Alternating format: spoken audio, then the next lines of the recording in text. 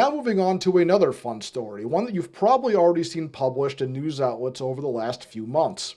An electric water shuttle that would service passengers from Watertown Square to Boston and back. We caught up with the man behind the operation who hopes to launch it in the spring of 2024.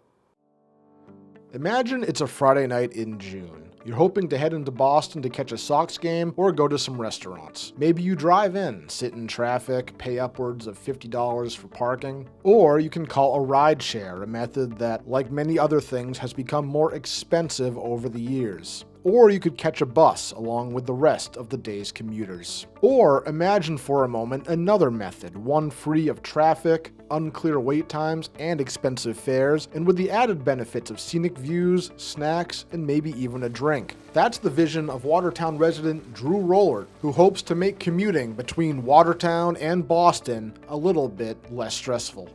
I'm hoping to start an all-electric, wakeless water shuttle from Watertown Square all the way to Boston and back, making multiple stops for commuters, for people who want to go to Sox games, restaurants, and to introduce a new form of emissions-free transportation to the city.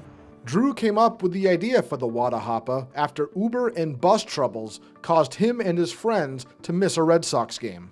I remember walking to the dumpster with the tickets in my hand, across that bridge, this big, beautiful, empty river, and wondering why there was no way I couldn't get on the river to Fenway. The 47-foot-long, 15-foot-wide vessel would be 100% electric, equipped with a charging port as well as solar panels. The shuttle will be able to hold 15 to 20 people and will even have a bathroom on board. It is wakeless, which means it can be on the river, get all the way up to full speed and not have a wake. It's all electric, powered by two 65 kilowatt hour GM batteries. Everybody will have their own seat, so you don't have to fight for seats, and a table, and you'll be able to plug in and charge devices and actually enjoy getting into Boston and back. We have 6 docks that we'd like to stop at all the way to Boston, but the whole idea is to take people from Watertown to Beacon Hill and then back in just a little over an hour and 6 minutes was when we timed it last.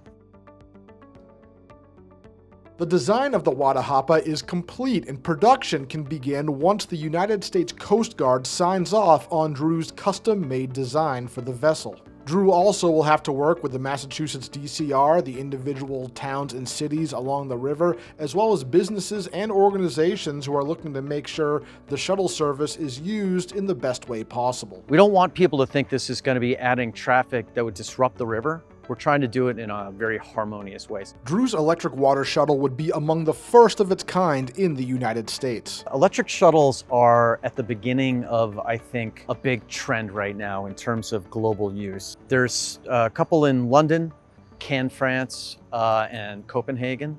One that I think is trying to start up in San Francisco. Much like when electric cars first hit the road years ago, people were not incentivized to buy them because charging stations were not readily available. Drew now faces a similar obstacle as he works to get his new electric water shuttle up and running. There are not fast marine chargers anywhere on the East Coast. In order for this to run, we need a fast marine DC charger to be somewhere on the river so that we can charge. The goal is to persuade DCR and maybe the people in Beacon Hill, hey, help us put the first marine charger on the Charles. Let's beat everybody to the punch and show how progressive we are and say, hey, not only is this charger for these guys, but any electric boat can stop and charge at it. Drew is eyeing the spring of 2024 to get the Watahapa into the river. You can sign up to be notified when the service launches on their website. It's a completely different experience when at the end of a long day, you get off at a dock and instead of hating the last 45 minutes, you actually like the last 45 minutes. You might see a turtle or a blue heron or a fish or, as opposed to when you get out of a car and having sat in bumper to bumper traffic. Long term, Drew hopes to turn this into a fleet of water shuttles that would ferry passengers up and down the Charles River throughout the day.